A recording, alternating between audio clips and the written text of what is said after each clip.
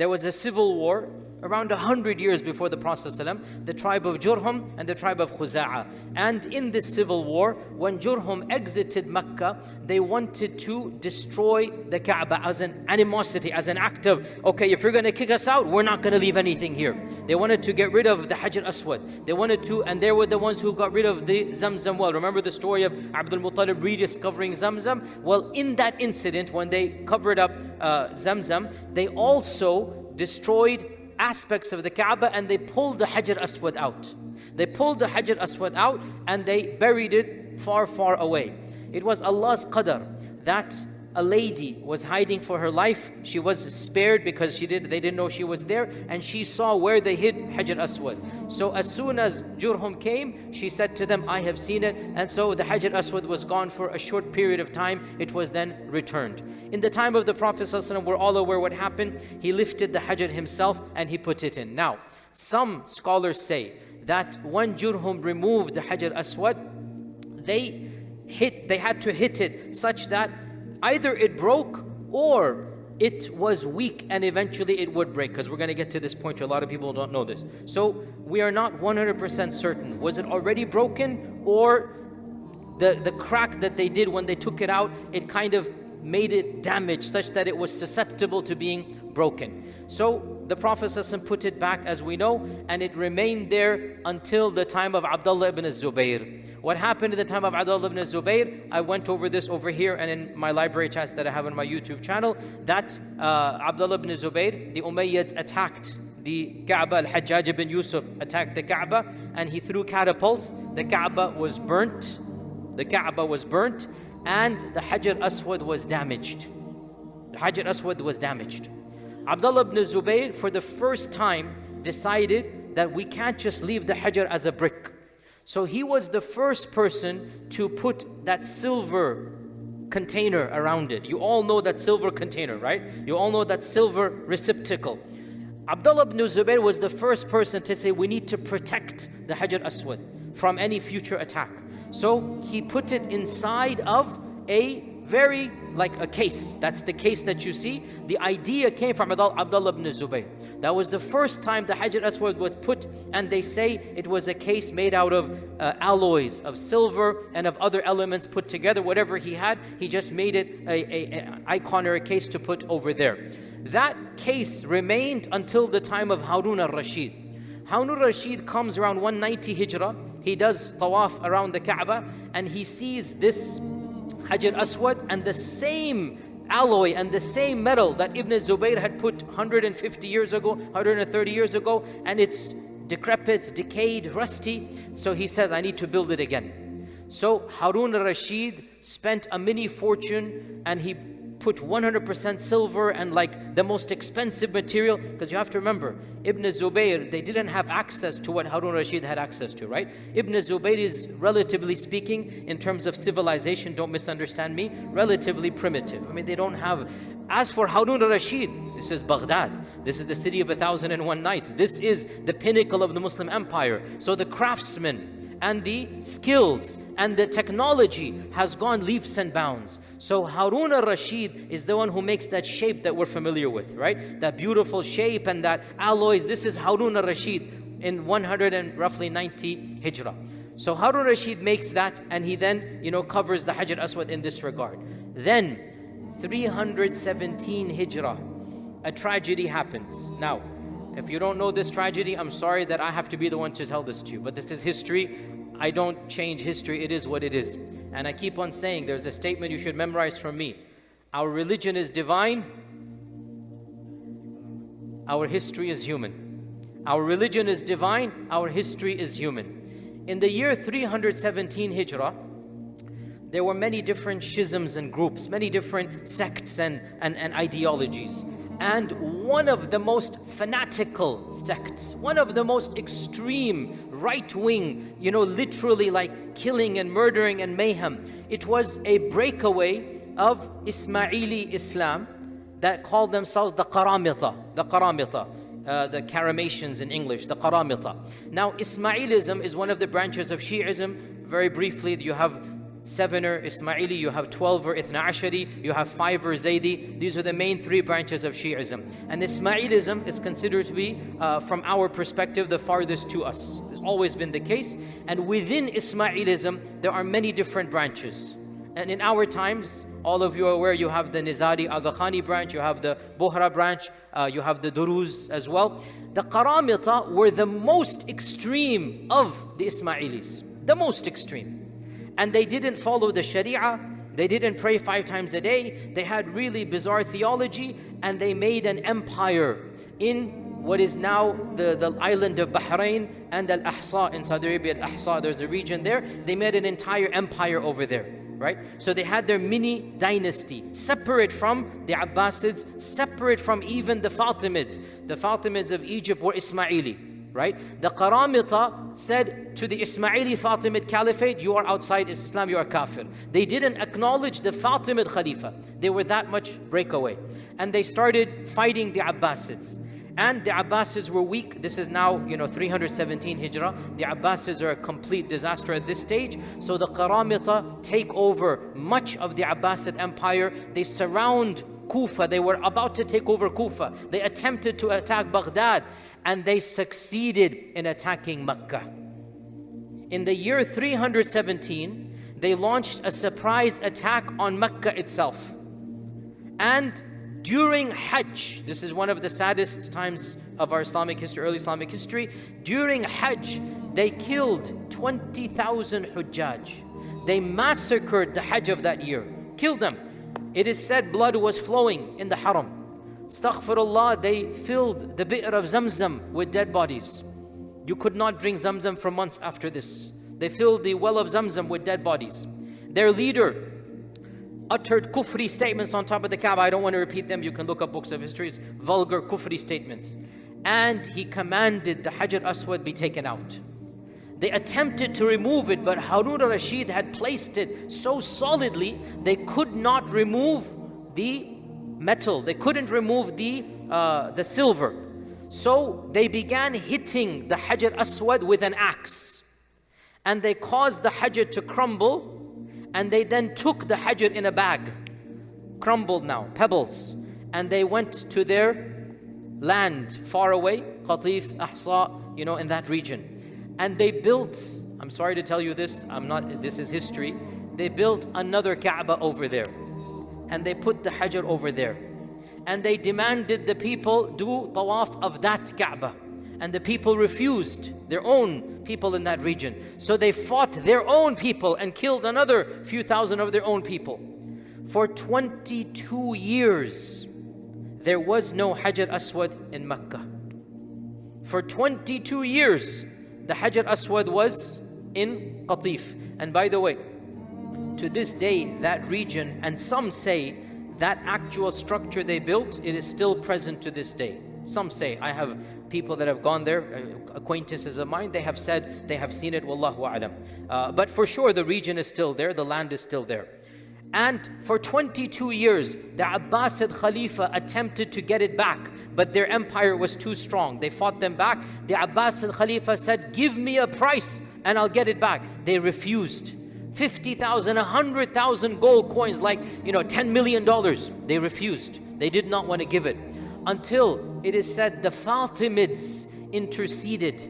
Because the Fatimids were, they had animosity between the Qaramita, but at least they were one strand.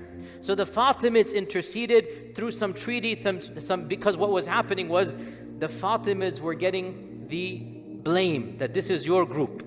And the Fatimids was like, no, this is not our group, this is the Qaramita. It's not nothing to do with us. But because they were Ismaili, so the Fatimids were getting the blame that you guys are doing this. So the Fatimids felt the PR pressure, right? So the Fatimids intervened, they got involved with the Qaramita, and they made some type of treaty. The details are a bit vague, but the Qaramita then, it is said that, in the main mosque of Kufa, a bag was thrown in and said, this is the Hajar Aswad. And so the pebbles were there. And so it was then brought back to the Haram in Mecca. And this is when, now again, this is a fact you should all be aware of. So now the Hajar Aswad has been made into pebbles. It is no longer a stone, a brick. It has been into pebbles. They say there were 15, 20 such pebbles. So what the ruler of Mecca did, his name is known, what the ruler of Mecca did is that he made an ingot. He made like an alloy of tar and of metal and of other substances, and he placed pebbles into that ingot, into that mass, and then he put the silver around that.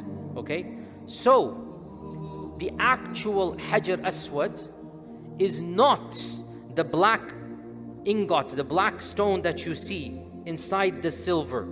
The actual Hajar Aswad are small pebbles inside of that black structure. And if you look at any picture, and if Allah blesses you to ever kiss the Hajar Aswad, make sure you take a look inside, and you will see small pebbles, each one of which is like this big.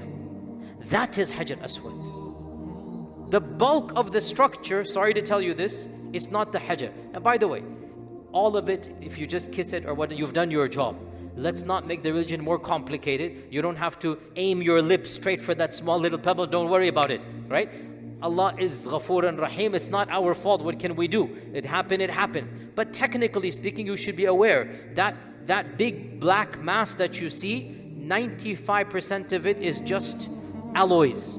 And that alloy is updated every 100, 200 years. I think the last one was done, if I'm not mistaken, King Abdul Aziz's time, like around 70, 80 years ago. They updated that because it's a human product. It's not divine, it's a human product. So it corrupts it, whatnot. And so that alloy, which is a mixture of tar and other metals to put it in, the Hajar Aswad is put in, and apparently the 6 or 7 of those stones have gone inside. So you don't see them. And only 7 are visible. Majority of them are too small to even see. Only 3 or 4 are bigger than my finger, like one size of it, this much. 3 or 4, like one side of it, the other side is going to be that. So just imagine small rocks, right? That's how it's going to be. So the Hajar Aswad then was put into this ingot from the year 329, don't quote me, but roughly 329 Hijrah onwards. Now, that remained. The Mamluks came, solidified it, but the structure remained as is until Sulaiman al-Qanuni. Sulaiman al-Qanuni was the greatest Ottoman Khalifa. He expanded the Khilafah of the Ottomans, he conquered places in Europe, and he spent millions or tens of millions of dollars on, yani his currency, on Mecca and Medina and on Jerusalem. All of you people who have been to Palestine, what you see in Jerusalem is Sulaiman al-Qanuni's effects. The wall, the structure, the city, that's Sulaiman al-Qanuni. 550 years ago, that's what you are seeing. He did the same to Mecca and Medina. And in Mecca, he completely, by the way, he never went to Mecca and Medina. None of the Ottoman Khulafa ever did Hajj. None of the Ottoman Khulafa did Hajj. For reasons beyond the scope of this khatira, none of them came to Mecca to do Hajj. Sulaiman al-Qanuni did not do Hajj. But he spent a fortune on Mecca and Medina. And in fact, if you went to Mecca before 1980, you would have seen some of the original structures of Sulaiman al-Qanuni until 1980. He was the one who made some, plaques around the Kaaba to walk and do tawaf. He made some of the structures, some of the doors.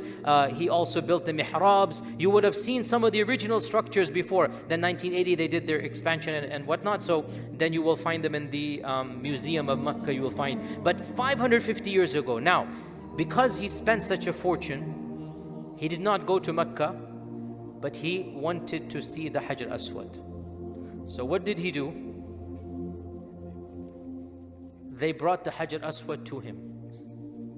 But not all of it. 5 pieces. They bought 5 pieces from this ingot, because he redid it again. He got rid of the tar and the metal, and then he redid it all over again. And when he redid it all over again, he's Sulaiman al-Qanuni, so he just took 5, put it in his pocket, metaphorically. Obviously, he didn't put it in his pocket, he's in Istanbul. But it was brought to him in Turkey, in Istanbul. And Sulaiman al-Qanuni, his main architect, Some of you should know this. Who was his main architect? Sinan. Sinan, the person who built like half of Istanbul is Sinan, right? Everywhere you go, you find Sinan, Sinan, Sinan, right? Sinan decided, the wazir of that time, Mehmed Pasha, the wazir of that time, Mehmed Pasha, decided that he will build a special masjid to house the 5 stones from the Hajar Aswad. So he built a masjid called Masjid Sulaiman Pasha in Istanbul, standing to this day by Sinan. So Sulaiman Pasha financed his masjid. He was the vizier. And so being the vizier, however he got the stones, he got the stones. He got these 5 stones. Sinan built a special, beautiful masjid for the vizier. And at key places in the masjid, he put the Hajar Aswad, or these 5 pebbles of the Hajar Aswad. So when you walk into the masjid, one of them is there. When you're praying in the mihrab, one of them is there. When the khatib walks into the mihrab, the mimbar, one of them is there, right? So to this day, 5 stones of the Hajar Aswad are in Istanbul. And a lot of tourists go, and they don't even know of this masjid, right? So I went there. You didn't go, it's not my fault. I went there. Well, can't take 100 people there. I went there, alhamdulillah. You just go there. It says Mehmed Pasha's masjid, and it's walking distance from Hagia Sophia. You just go there, and you can see for yourself the Hajar Aswads, and these are extremely small. Just little pebbles, you'll find it over there. And you cannot touch them because they're very high up. And you just find it. You can see the architecture is pointing to that structure. So this in what took place around 950 Hijri, yani 500 years ago. And that is still over there. Then from that time onwards, nothing much has changed. As we said, only the ingot has sometimes been updated. But by and large, the Hajar Aswad has remained as it is. And this is the overall story. Final theological point, as Umar ibn Khattab radiallahu anhu said, when he kissed the Hajar Aswad, he said, I know you are not something that can help or harm me. We don't worship the Hajar Aswad. In the end of the day, Allah Azza wa Jal, He blessed us to have that one icon there. But in the end of the day, as Umar al-Khattab said, you are a Hajar, you are a rock. You don't harm me, you don't benefit me.